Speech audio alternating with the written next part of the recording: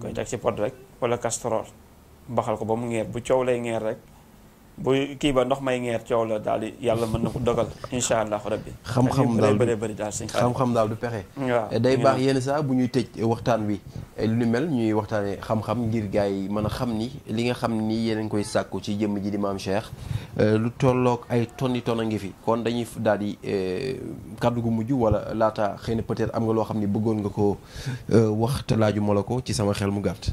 waaw kàddu bu mujj bi daal di wax ne nañ ko def boo gis nañu ko waxtaanee di bàyyiloo xel nag nit ñi ci le 30. bii ñu jëm. waaw di leen ci bàyyiloo xel di ñaan tamit autorités yi gën ci veiller gën ci bàyyi xel.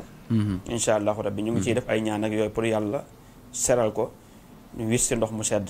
waaye ñu moytu daal. ndax coow baaxul. waaw te nañ ko def boo gis. nañ ko waxtaanee te ñoo bokk Sénégal. loolu ñu ngi koy wax. di ñaan tamit gars yi bàyyi xel président Macky Sall. ci waxam.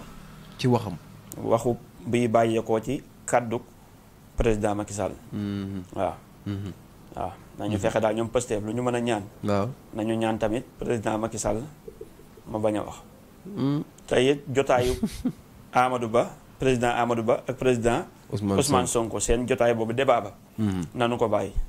waaw axiru daxwaana ani alhamdulilahi rabbil alamin. dégg ngeen kàddu yu mujj Serigne Mame Cheikh junj na waaye xam ngeen lépp lu mu wax rek teg ngeen seen bët ñu bàyyiwaat xel bu baax la nga xam ni ma ngi koy waxtaanee ak ñun tey ñu amoon ak moom jàkkaarloo di aljuma ñaar fukki fan ak juróom ci weeru octobre fii ci biir Misaan di Serigne Mame Cheikh Fall Al Misaan jaajëfal ki newoon ci caméra bi muy DG waaye jaajëfal bu baax ki nga xam ni moom la ñu doon jàkkaarlool di Serigne Mame Cheikh Fall Al Misaan Serigne Khadim moo